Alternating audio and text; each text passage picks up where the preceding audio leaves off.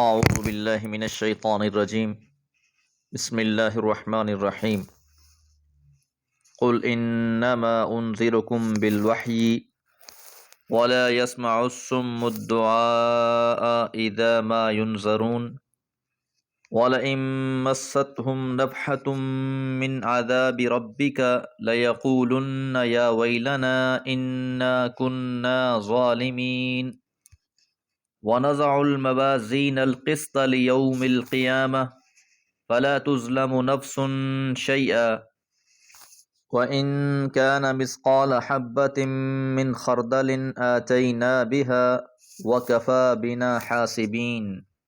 سورۃ الانبیاء آیات 45 سے 47۔ قل کہہ دیجئے، انما یقیناً، انذرکم میں ڈراتا ہوں تم کو، بالوحی وحی کے ذریعے سے۔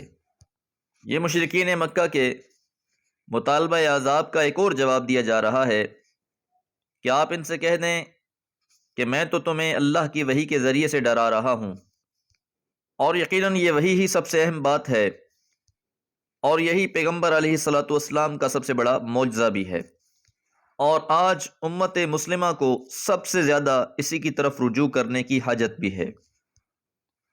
اب اللہ تعالیٰ مزید فرماتے ہیں وَلَا يَسْمَعُ الصُّمُّ، اور نہیں سنتا بہرا، الدعاء پکار کو، اذا ما ينذرون جب بھی انہیں ڈرایا جاتا ہے۔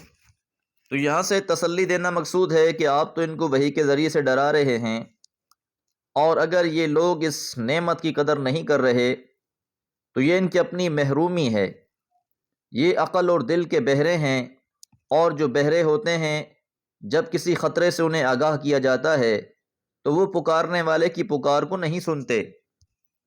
وَلَئِن، اور اگر، مَسَّتْهُمْ چھولے انہیں، نفحۃ جھونکا، من عذاب ربک آپ کے رب کا عذاب، کہ اگر انہیں اللہ تعالیٰ کے عذاب کا صرف ایک جھونکا پہنچ جائے، گو یہ تو پورے عذاب کا مطالبہ کر رہے ہیں اور بڑی ڈھٹائی کے ساتھ اس کا مطالبہ کر رہے ہیں، لیکن اوقات ان کی اتنی سی ہے کہ اگر ایک قہر الہی کا ادنا سا جھونکا بھی آ گیا تو ان کی کیفیت یہ ہوگی، لَيَقُولُنَّ یہ ضرور بضرور کہیں گے، یا ویلنا ہائے ہماری بربادی، ہائے ہماری ہلاکت، انا کننا ظالمین بلا شبہ ہم ہی ظالم تھے۔ تو یہ لوگ اپنا سر پیٹ کر رہ جائیں گے۔ آج تو یہ وحی الہی کو کوئی اہمیت نہیں دے رہے، رسول اللہ صلی اللہ علیہ وسلم کی باتیں تسلیم کرنے کے لیے تیار نہیں ہیں، اس وحی سے فائدہ اٹھانے کے لیے تیار نہیں ہیں جو آپ پر اللہ تعالیٰ کی طرف سے کی جا رہی ہے، لیکن اگر ان پر ایک ہلکا سا عذاب کا جھونکا بھی آ جائے تو یہ لوگ چلا اٹھیں گے اور ان کے سارے بل نکل جائیں گے۔ وَنَضَعُ الْمَوَازِينَ الْقِسْطَ، اور ہم قائم کر دیں گے میزان عدل، لیوم القیامہ قیامت کے دن۔ قیامت کے دن کا جو سب سے اہم معاملہ ہے وہ انسانوں کے اعمال کو تولا جانا ہے۔